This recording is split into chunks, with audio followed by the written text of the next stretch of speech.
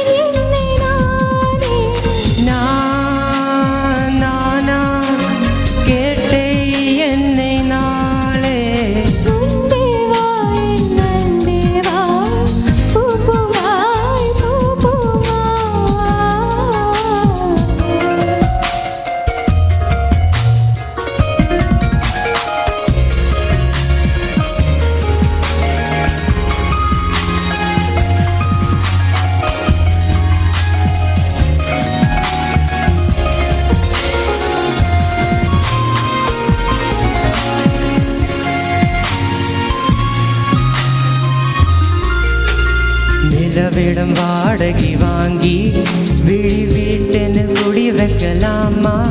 நாம் வாழும் வீட்டுக்குள் வேறாரும் வந்தாலே தகுமா?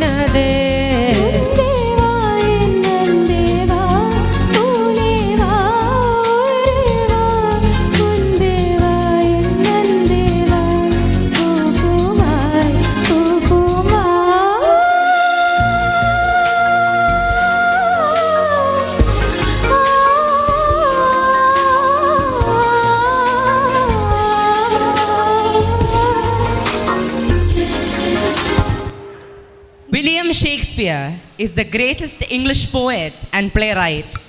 He remains the wonder of the English stage and the king of English poets. Age cannot wither him, nor custom stale his infinite variety. Welcome to our presentation of King Lear.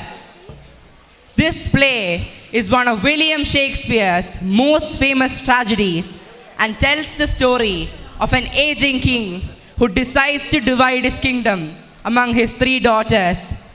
There is perhaps no play which keeps the attention so strongly fixed, which so much agitates our passions and interests our curiosity.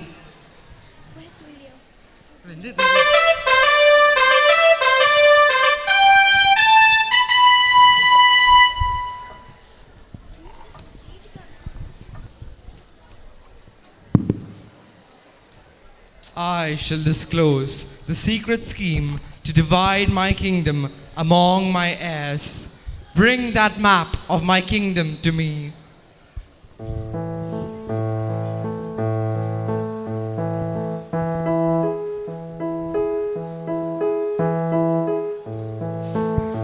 I have at this time a firm purpose to announce the division of my kingdom among my daughters, so that there is no friction or quarrel among them afterwards. I want my daughters to tell me how much they love me. I would like to know which of my daughters loves me the most. Goneril is my eldest daughter, so let her speak first of all. Sir, I love you more than I can express in words. I love you no less than I love my own life with all its grace, health, beauty, and honor. In that case, I hereby give you the ownership of the whole of this territory, which extends from this line on the map to that line. Now, what has my dearest Regan to say? In my loving heart, I find that my sister has, by her words, already described exactly the kind of love I feel for you. The only flaw in her description is that she has not given a full expression to the love which I feel. I find that I can feel happy in your love only, my dear royal father. To you I give this third share of my beautiful kingdom. It is the turn of Cordelia, who is the source of all my joy. The King of France and the Duke of Burgundy are rivals in love because they are seeking Cordelia's hand in marriage. Now speak, Cordelia. What can you say to earn a richer share of the kingdom than either of your sisters had been given? Nothing, my lord. Nothing? Nothing.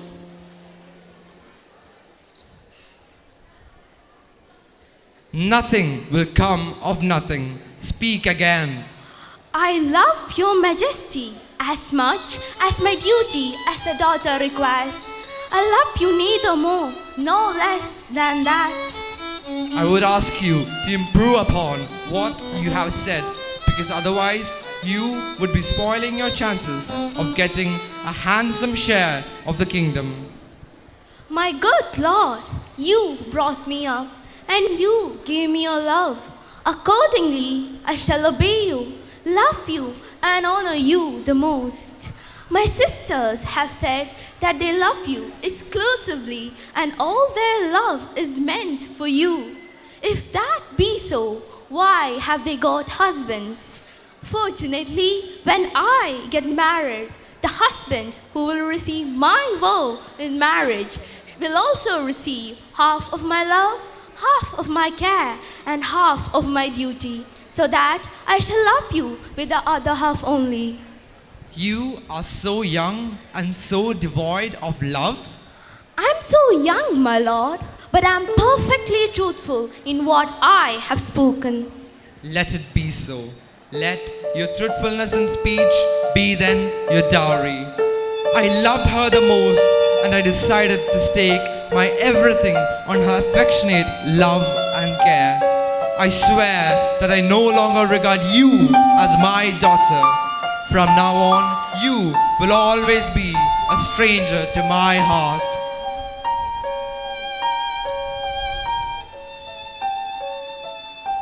The time when you were my daughter and used to receive my sympathy and help is now gone. Let the King of France and the Duke of Burgundy be asked to come here.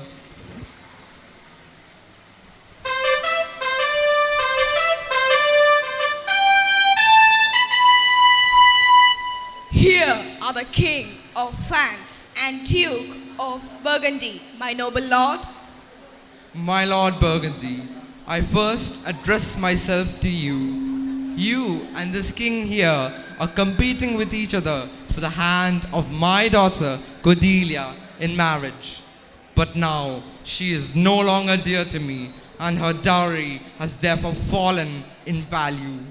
You can have her, but to her is attached my displeasure, and she has nothing else. Now, are you willing to accept her as your wife, or would you give up your original intention to have her? Pardon me, Your Royal Majesty. No man can choose a girl as his wife on such terms. Then leave her, sir.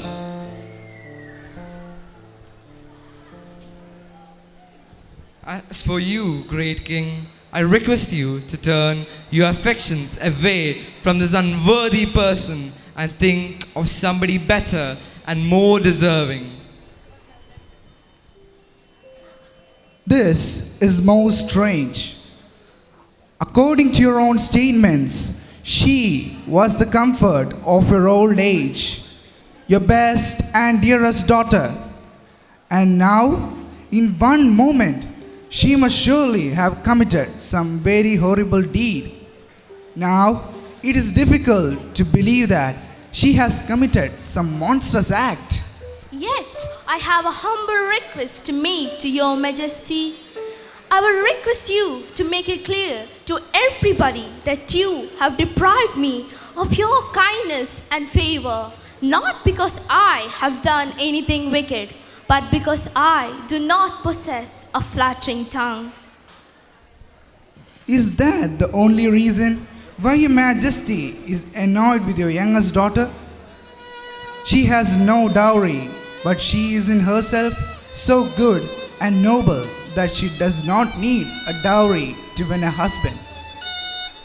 Fairest Cordelia, even though you had no dowry to bring with you for your husband, I regard you as being rich by virtue of your nobility. Here, I come forward to claim you with your virtues and to marry you.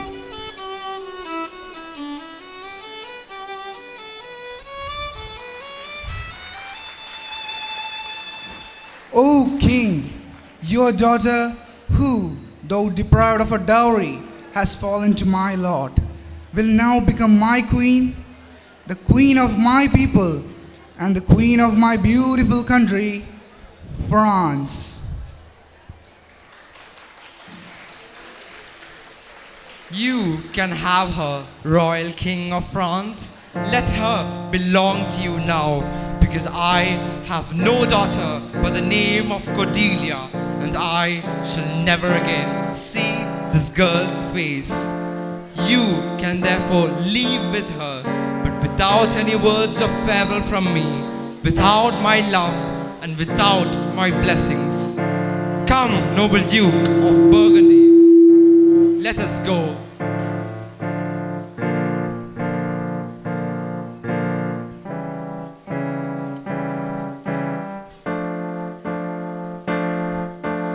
Bid farewell to your sisters.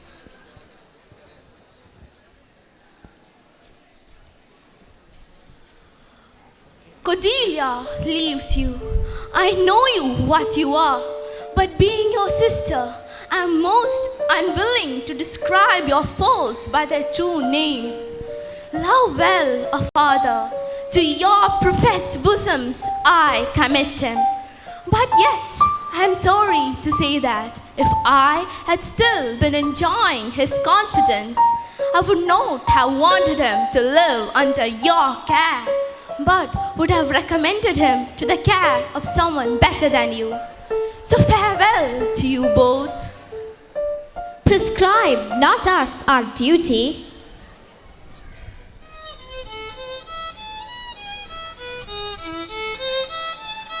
Time shall unfold what is hidden by false and cunning persons like you.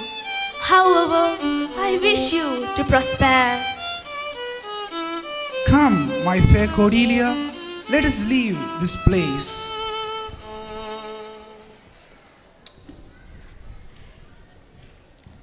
You have seen what a wavering man our father has become in his old age. He always loved Cordelia the most, and yet he has now cast her away. His action in doing so obviously shows how poor his judgment has become. It is on account of the frailty of his old age that he has acted in this manner. But even otherwise, he has always acted as if he did not fully know his own mind.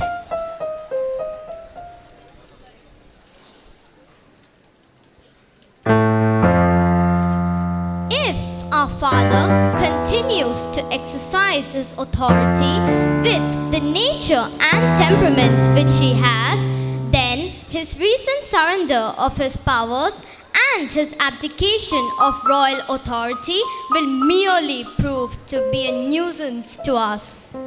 We shall think over this matter further. We must not merely think over the matter, but do something and do it when the time is still favorable.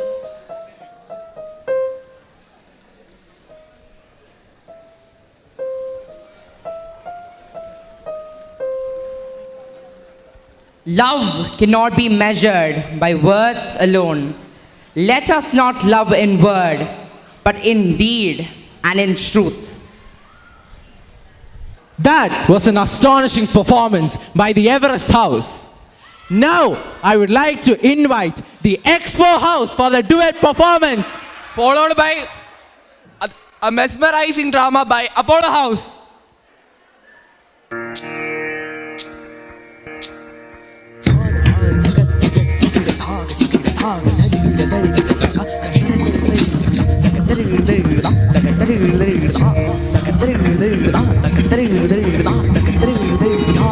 मेरे ढोलना सुन मेरे प्यार की धुन मेरे ढोलना सुन मेरी चाहते तो फिजा में बहेंगी जिंदा रहेंगी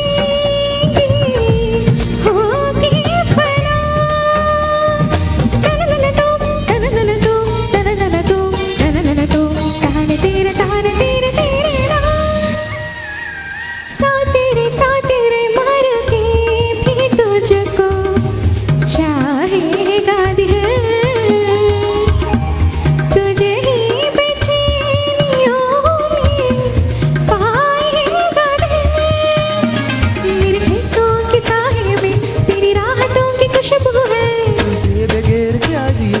मेरे रोम रोम में तू है मेरी चूड़ियों की खनखन से तेरी सदाएं आती है मेरे लाए वाले मुश्किल बड़े ही मुश्किल है ओ पिया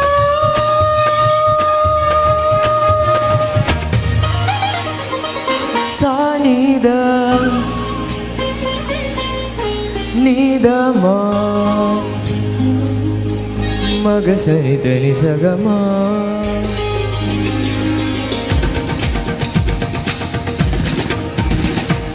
Magazine, zaga magazine, deni zaga maga maga. Sani da maga magazine, sani da maga magazine, sani deni, deni za, deni za, deni za, deni za.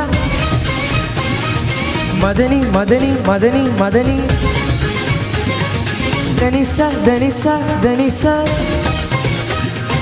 Madani, Madani, Madani. Madaniza, Madaniza, Madaniza, Madaniza. Sanidama, Sanidama, Sanidama, Sanidama. Mama gaga sa sa ni ni sa sa ni ni da da ni ni sa sa ni ni da da. Mama gaga sa sa ni ni da da. Ni ni sa sa sa, ni ni sa sa sa. Mama sa sa sa. मेरे ढोल नाच मेरे प्यार की धुन मेरे ढोल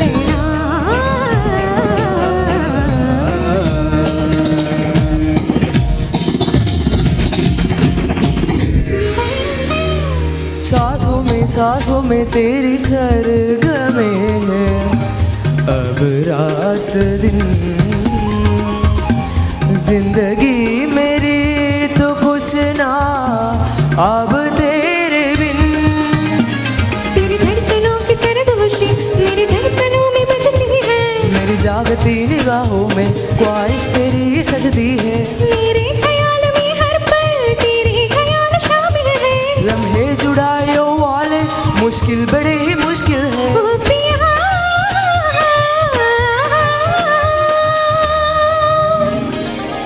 निज निज निज निज धनी धनी धनी धनी पद पद पद पद गम पद निरी सा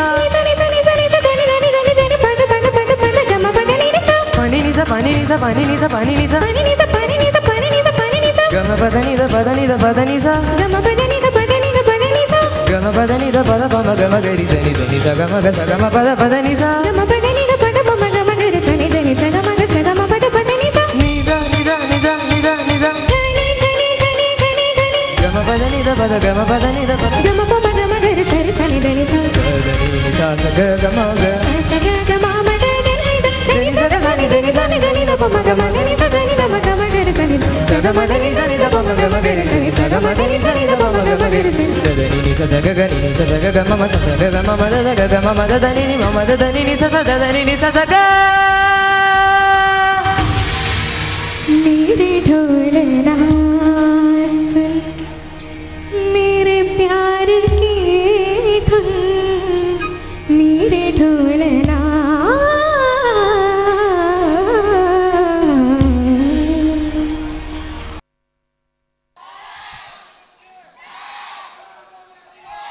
A leader is not born, but he is raised with the requisites of leadership. Here we have the glimpses from the life of the captain, President Abraham Lincoln. Scene 1, Sarah Bush, the stepmother, and Junior Lincoln on stage.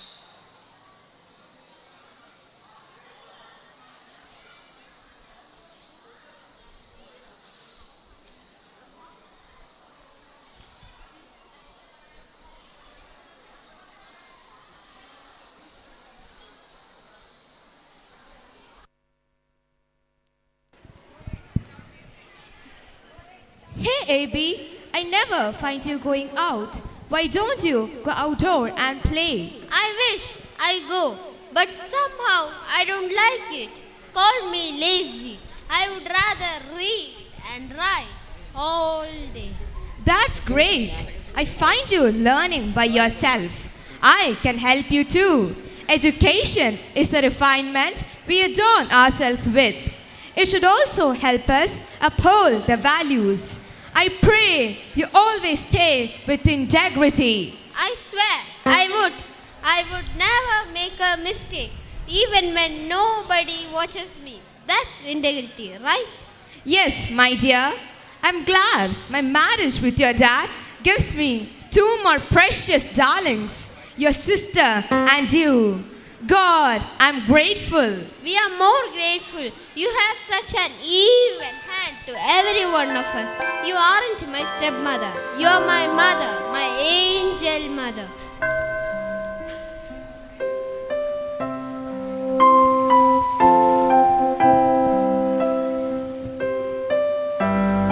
Scene 2. The compassionate Lincoln is brought up with all goodness. He proves his talents in wrestling, storytelling, and mimic too. He readily made friends. The family kept hopping from one place to another before they finally settled at Louisiana. AB has grown into Abraham Lincoln, a lawyer aspiring to be a legislator. Here are two commoners in a club. Have you heard of one Mr. Abraham Lincoln? He is nominated on the ballot of Republican National Convention, Chicago. I heard he gives his full time in the direction of his campaign. At this point of time in the country, the Civil War is fuming across the state. Do you think he has any chance to win? There's no hope from Deep South, but the popular votes would be distributed, and there lies the chance. He might, beyond doubt, win the election. Let's wait and watch. Scene 3. Lincoln, the rich guy, the minister, the ladies and gentlemen in the legislative chamber. Abraham Lincoln has won the election, but a few egoistic, rich and affluent are very much offended that the shoemaker's son should become the president of the state. Lincoln enters the chamber to deliver the inaugural address. Mr. President, I'm overwhelmed at you holding the highest position of the state. But hey, don't forget. This reminds me, my shoes. Haha, my entire family's shoes are made by Mr. President's father. A good one though. Not just you.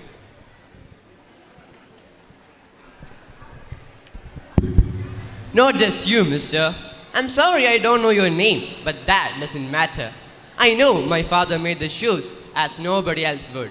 In case you have a problem, I can make a new pair for you. But as far as I know, no one has ever objected my father's shoes. He was a genius and brilliant at work, and I'm proud of my father. Oh, that's a lash in the face. I do agree. His father was known for his zeal, passion, and precision. That's his dignity of labor. Oh man, how he politely defends. You know, this guy is a wrestler too. He has only lost one out of his 300 matches, and he chooses to be polite.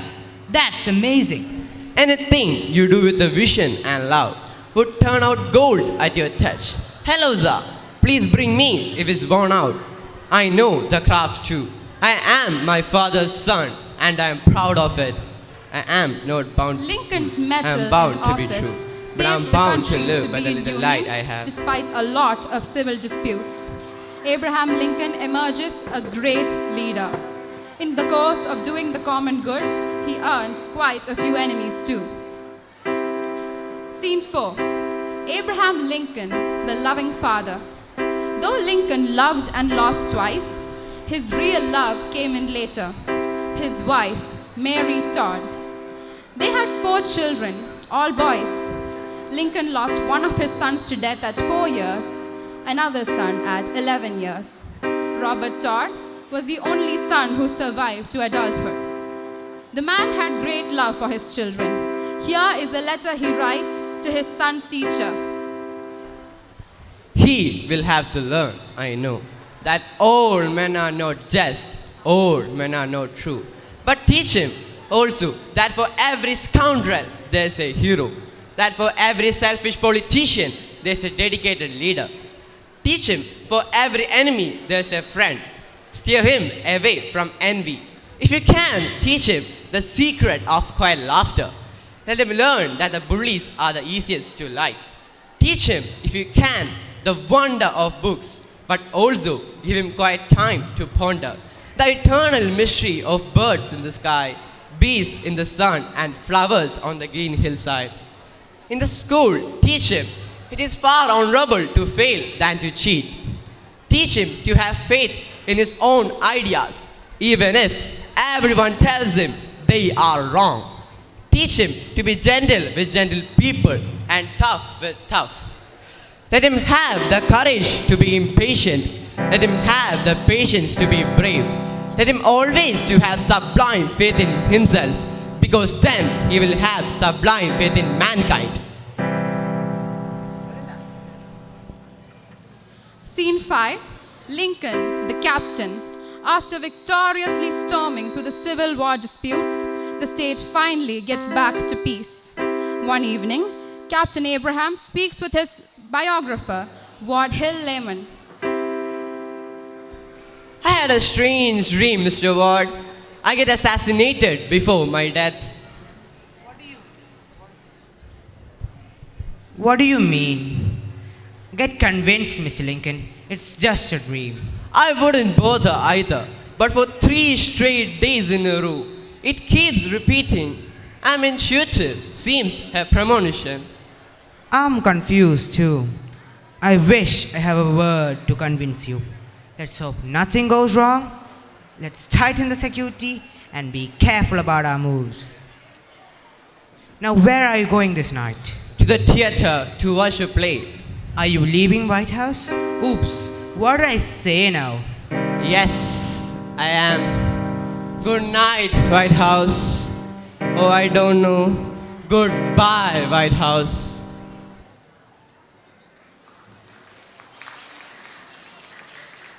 Scene 6. John Wilkes Booth, a famous American actor in the play, vehemently opposed by abolition, plans to assassinate Abraham Lincoln.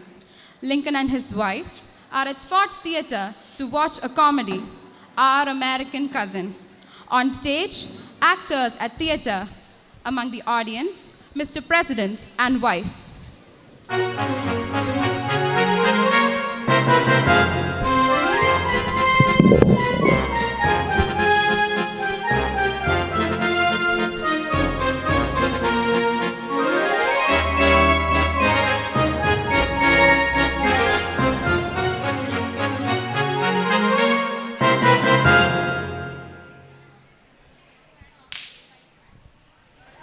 Tasseva to tyrants!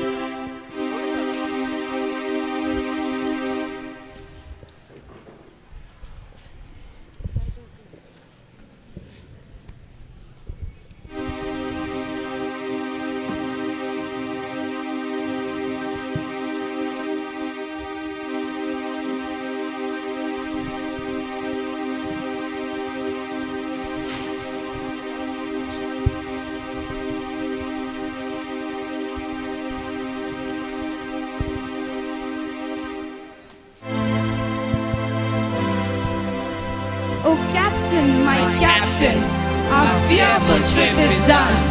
The ship has weathered every rock. The prize we sought is won.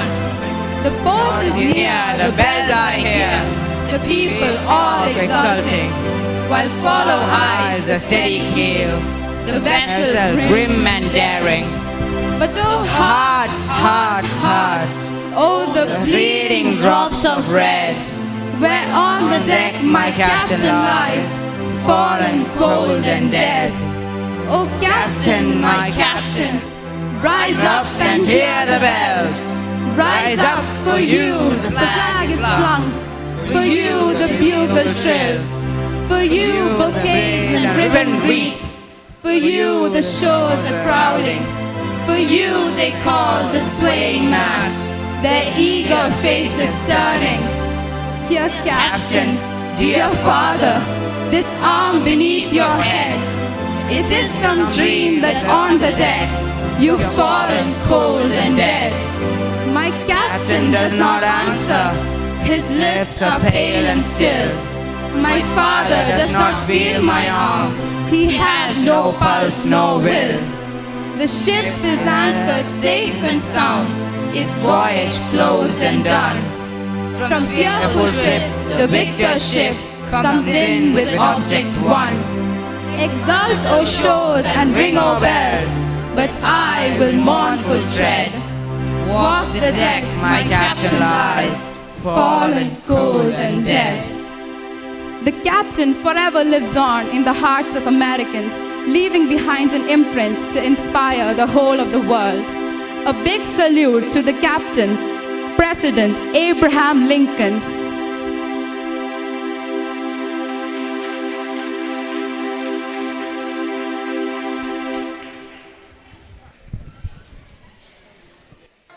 Well, Niranjan, that was a very distinguished performance. Now, what do we have next? I believe Up next, we have the Olympic House with their duet and English drama. I do not have enough adjectives to describe the Olympic.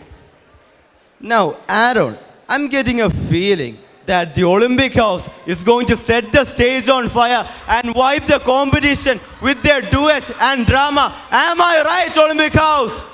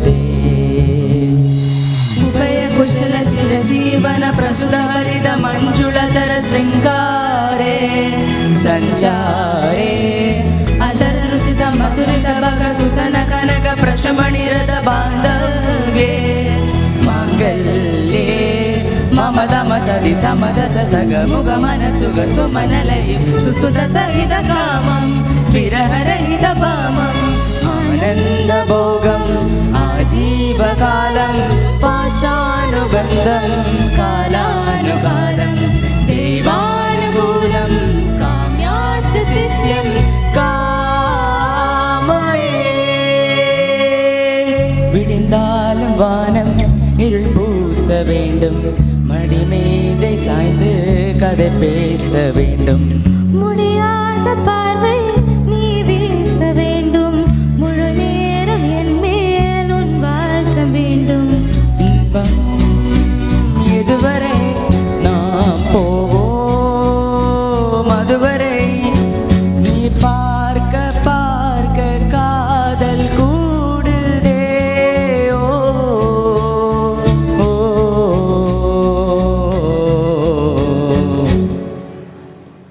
உன்னாலே என்னாலும் என் ஜீவன் வாழுதே சொல்லாமல் உன் சுவாசம் என் மூச்சில் சேருதே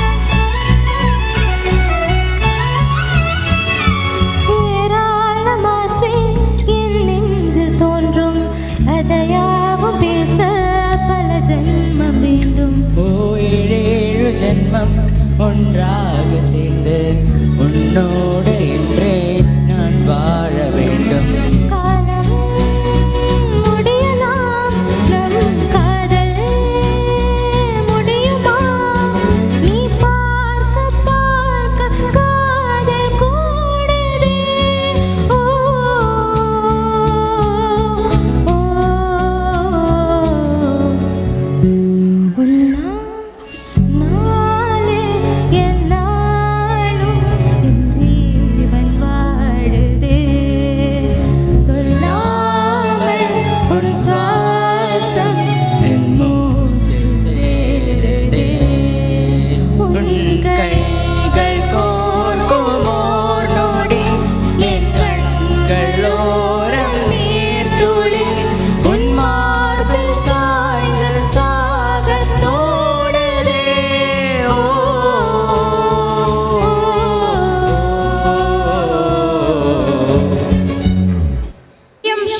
Shakespeare was an English poet, playwright, and actor.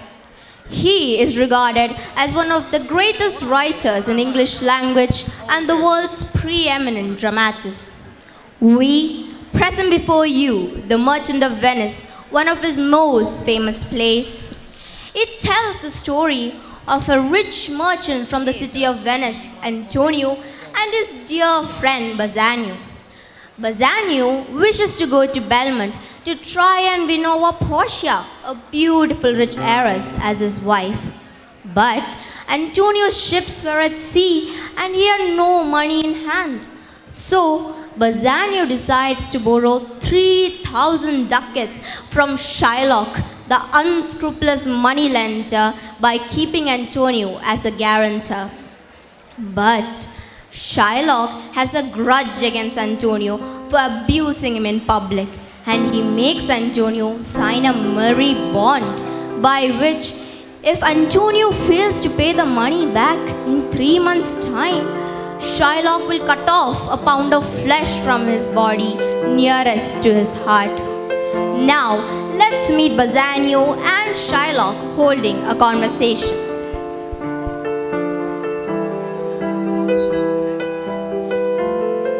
3,000 ducats? Hey, sir, for 3 months for wets, as I told you, Antonio shall be bound. Antonio shall be bound? Well, Antonio is a good man. Have you heard anyone say he's not? Oh, no, no, no. My meaning in saying he's a good man is that his worth is sufficient. Yet, a lot of his wealth is not in cash. Most of it is invested in cargoes that are ships bound for faraway ports such as Tripolis, the Indies, Mexico, and England. After all, ships are only wooden boats and sailors only men. There are pirates, storm, and possible shipwrecks to be taken into account. However, despite all this, his wealth is sufficient. I think I may take his bond for 3,000 ducats. This is Senior Antonio. I hate him because he lends out money free of interest and brings down the rates for all the money lenders in Venice. If I can once catch him up on the hip, I can feed the ancient grudge I bear him. He abuses me in public, where all merchants gather, criticizing my bargains, and I fairly gain profit, which he calls interest. Cursed be my tribe if I ever forgive him. A fair morning to you, good senior. We were just speaking of you. Do you know how much money we want? Yes, 3,000 ducats for 3 months. But I am surprised. I thought you neither lent nor borrowed money with interest. You have publicly criticized me for doing so many times and called me a cutthroat dog. And now you have come to borrow money from me, a dog? I still don't approve of what you do, but my friend needs money urgently.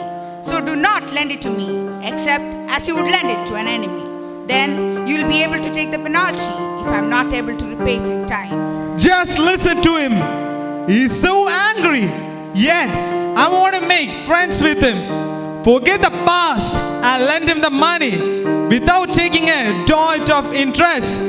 Just come with me to a notary and we will sign a bond in merry sport. If you do not repay me 3 months' time, let the penalty be a pound of your flesh to be cut off from whatever part of your body I choose. Done. I'll sign such a bond and say there is much kindness in you, Shylock. You shall not sign such a bond for my sake. I'd rather do without the money. What sort of people are these? Whose own hard hearts make them suspect the kindness of others. What use is a pound of human flesh to anyone I am only doing this as a gesture of friendship. If you accept it, well and good. If not, farewell. Yes, Shylock, I will sign the bond. He grows kind. I mistrust fair terms and the villain's mind. Come on, in this there can be no dismay. My ships come home a month before the day.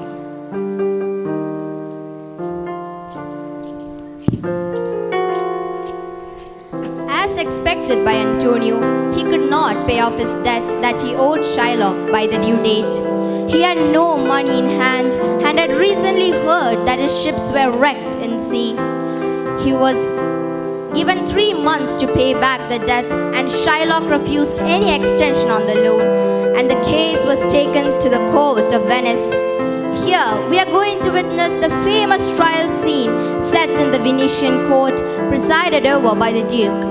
The Duke and others try in vain to change Shylock's mind. He is adamant to cut the pound of flesh from Antonio. Shylock gives no reason for his stubborn attitude other than to say it is his humor. Unknown to Bassanio and others, Portia goes to the court of Venice dressed as Balthasar, a learned lawyer. Now, let's see how Portia's brilliant brain helps her save Antonio from the clutches of Shylock. You are welcome, young Dr. Balthazar. Are you familiar with the dispute the court is trying to settle today? I am, indeed. Which is the merchant and which is the money lender? Antonio and Shylock, stand forth. The terms of your case are strange indeed, yet within the law. You stand in great danger from him, do you not? So he says. Do you admit to signing the bond? I do. Then Shylock must be merciful. On what compulsion must I? Tell me that. The quality of mercy is not strained. It droppeth as the gentle rain from heaven upon the place beneath. It is twice blessed. It blesseth him that gives and him that takes. 'Tis mightiest in the mightiest. It becomes the throned monarch better than his crown. It is one of the qualities of God himself. And human beings come closest to God when they show it. Therefore, Shylock, though you ask for justice from this court, remember that if all of us only got what we deserved, we would not get salvation. That is why we all pray for mercy, and therefore we should learn to show to others. My deeds upon my head, I demand the law and my pound of flesh. Most heartily I beseech the court to pronounce judgment. Why then, thus it is, you must prepare your bosom for the knife. Do you have the scales ready, Shylock? I have them. Oh, excellent young judge, come prepare. Wait a little, Shylock. This bond does not give you a single drop of blood. So if in cutting off the pound of flesh, 1 drop of Antonio's blood is spilled, your money, land and estate are all forfeited to the government of Venice. You must also cut off exactly 1 pound of flesh, neither more nor less by a hair's weight, or you will die. Oh, wise and upright young judge. Oh, learned judge. Is that the law? You shall see the act. Since you ask for justice, you shall have justice, more than you desire. I take this offer then. Pay the bond thrice and let Antonio go. Wait, Shylock. The law has yet another hold on you.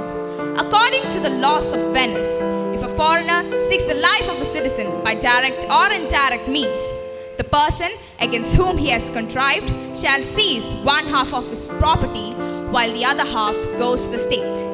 And the offender's life lies in the mercy of the Duke. Then take my life and everything with it.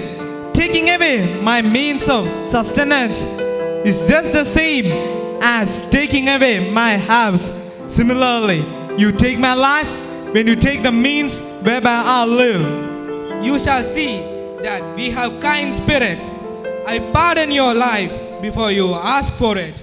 Are you contented, Shylock? I am content. Cleric, draw a deed of gift. I pray you, give me leave to go from here. I'm not well. Send the deed after me, and I will sign it. You may go, but do not neglect to sign it. Portia, disguised as a lawyer, uses her clever wits to save Antonio. Ultimately, Shylock is allowed to depart with half his goods for his lifetime and the other half kept in trust on condition that he becomes a Christian and bequeaths his possessions to Lorenzo and Jessica. It symbolizes the victory of justice and good overcoming evil. All ends well with some of Antonio's ships returning, and Bassanio is amazed that his wife was the lawyer in disguise.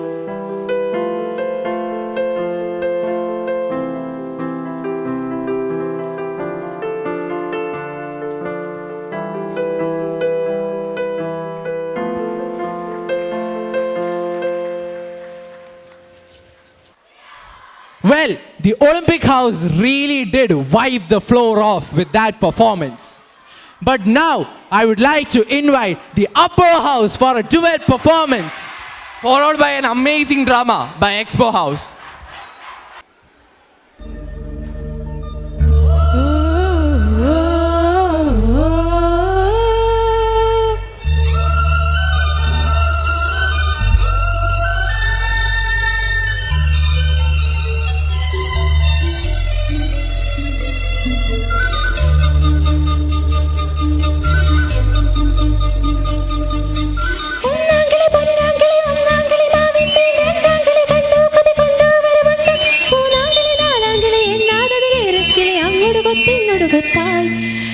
ചുണ്ടൻ മാമ്പഴമേ കിളിക്കൊത്താ തേൻപഴമേ തളിർ ചുണ്ടിൽ പുതിരി മുത്തായി ചിപ്പിയിലെന്തേ കാത്തുവച്ചു ഒന്നാങ്കിളി പൊന്നാങ്കിളി വന്നാങ്കിളി മാവിന്മേൽ രണ്ടാങ്കിളി കണ്ടു കൊതി കൊണ്ടു വരവുണ്ടപ്പോൾ മൂന്നാങ്കിളി നാലാങ്കിളി എണ്ണാതതിലേർ കിളിയങ്കൊടുവത്തിങ്കൊടുവത്തായി ചുണ്ടൻ മാമ്പഴമേ കിളിക്കൊത്താ തേൻപഴമേ തളിർ ചുണ്ടിൽ പുതിരി മുത്തായി ചിപ്പിയിലെന്നെ കാത്തുവച്ചു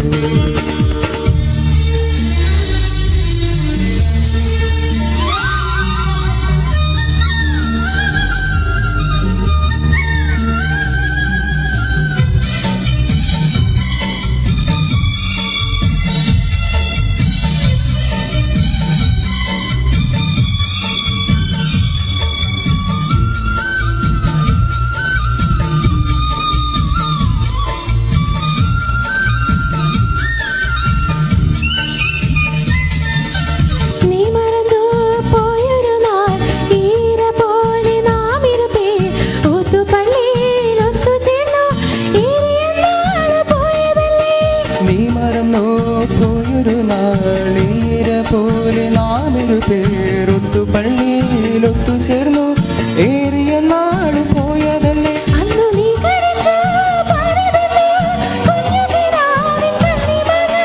ഓർത്തിരുന്നു കാത്തിരുന്നു ജീവിതമാകെ നേരിടുമ്പോൾ നീ പച്ചത്തുരുത്തായി സ്വപ്നത്തുരുമ്പായി കരുതിലിരുന്നു കിളിച്ചുണ്ടൻ മാമ്പഴമേ കിളിക്കൊത്താ തേൻപഴമേ തളിർ ചുണ്ടിൽ പുത്തിരി മുത്തായി ചിത്തിയിലെന്തേ കാത്തുവച്ചു ഒന്നാങ്കിളി പൊന്നാങ്കിളി വന്നാങ്കിളി മാവിന്മേൽ രണ്ടാങ്കിളി കണ്ടു കൊതി കൊണ്ടു വരവുണ്ടപ്പോ മൂന്നാങ്കിളി നാലാങ്കിളി എന്നാതെ കിളി അങ്ങോട്ട് കൊത്തിങ്ങോട്ട് കൊത്താ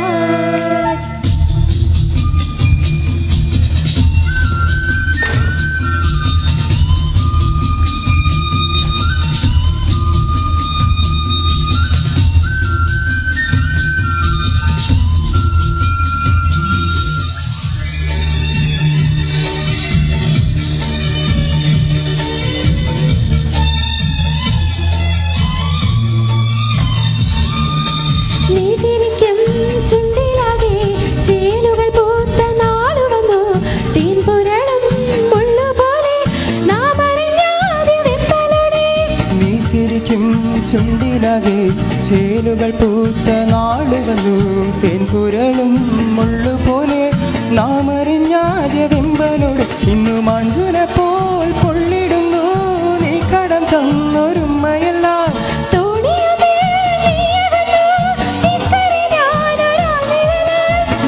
വന്നെത്തിയിടും നാളെണ്ണി തുടങ്ങി കണ്ണു കലങ്ങി കിളിച്ചുണ്ടൻ മാമ്പഴമേ കിളിക്കൊത്താ തേൻപഴമേ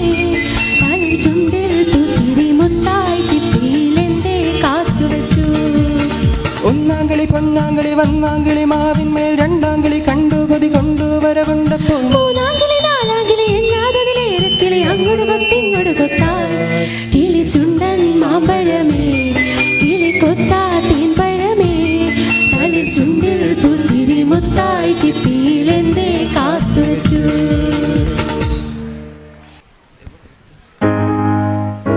The Shakespearean play Julius Caesar portrays the tragic events in the life of Julius Caesar, the great ruler of Rome.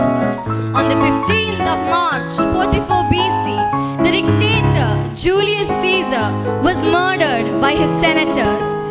It was not a fiction, it's a historical fact. Julius Caesar, who recently became the dictator of the Roman Empire, roused jealousy and anger in the minds of a few senators. Here we present before you Julius Caesar. Salute, soldiers of the Republic. It is my honor as your dear friend and leader to bring you all forth to the tale of a man so great his name has become synonymous with king. I am Mark Antony, the statesman of Rome. There was once a king long, long ago who was an emperor. He had been for himself mighty and powerful. I was a true friend of Julius Caesar. When you hear Julius Caesar, what comes to your mind? A soldier, statesman, or villain? He was murdered mercilessly with 23 stab wounds. I call you friends, Romans, and countrymen. Lend me your ears and see what happened to Julius Caesar. Brutus, the noble senator, meets Cassius and others. He decides to join them. Cassius and others are full of jealousy and distress to Caesar's power. But Brutus is only concerned about the common good.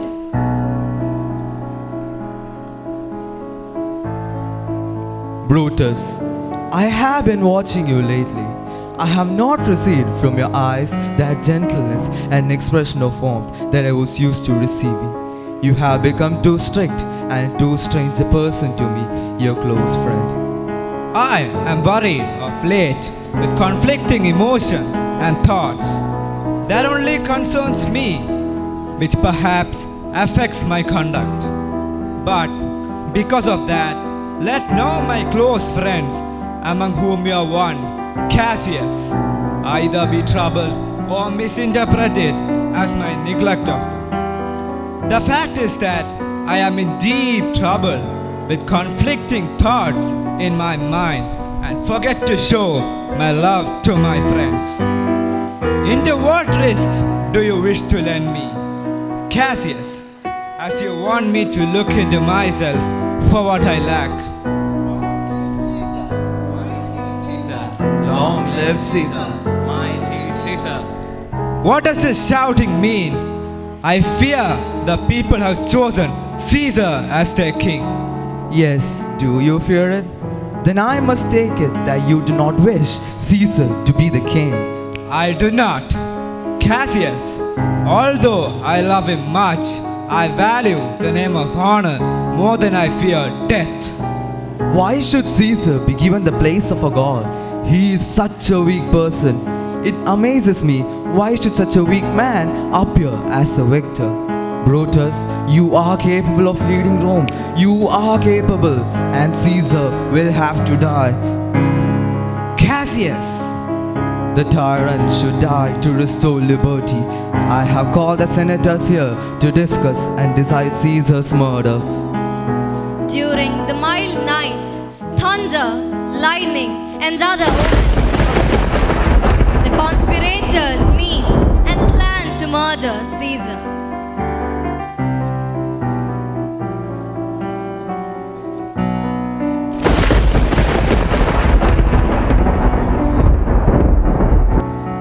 Long live Caesar, mighty Caesar. Long live Caesar, mighty Caesar. Long live Caesar, mighty Caesar. Long live Caesar, mighty Caesar. Caesar, mighty Caesar, beware the Ides of March. Who's that? Who's speaking? Caesar is turned to hear. Speak once again. Beware the Ides of March, O Caesar, peril is at hand. You are dreaming, old guy. Caesar is not afraid of any man. I worry about what the soothsayer may have meant. Please to consider my plea. The gods have done this to put cowards to shame. And if I should stay at home today in fear, I would be like an animal without a heart. No, I will not stay at home. Danger knows very well that I am more dangerous than he is. We are two lions born on the same day, and I am the elder and the more terrible of the two. Alas, my husband, your wisdom is eaten up by self-confidence. Do not go out today. I beg you, allow me to have my way in this matter. How foolish your fears seem, Kalpunia. I am ashamed that I almost gave in to them. Caesar has rejected Calpurnia's request and went to meet the senators.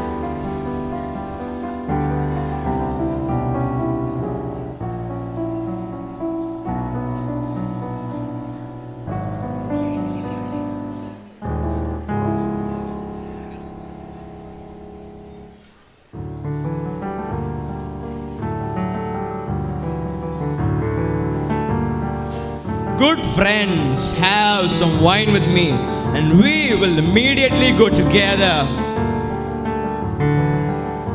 My heart gives when I think that everyone who seems to be a friend is not really a friend. Oh, Caesar, I guess we have to murder him. Though I like the man, I cannot depend on him. Are we all ready? What is now amiss that Caesar and his senate must redress? Most high, most mighty, matchless Simba, throws before thy siege a humble heart. I request to forgive my brother, Publius Simba. I will not be accepting thy request, dear Simba. No, Caesar doth not wrong. No, without cause will be satisfied. So, are there no sweet words for me, Caesar? For my brother? Pardon, Caesar, Caesar, pardon. As low as the typhoid doth, Cassius falls to beg for Publius Simba. Cassius, you should know that I am constant as the northern star. I am firm in my decision. Simba should be banished. Speak, Caesar, speak.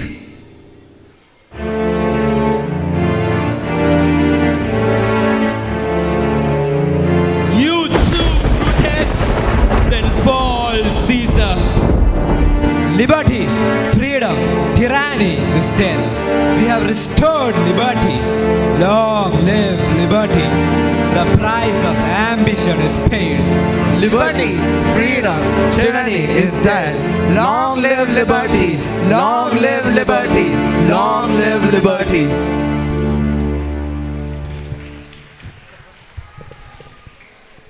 This is what happened to the mighty Caesar, the one who brought money to Rome, who wiped the tears of the needy, the one who protected Romans.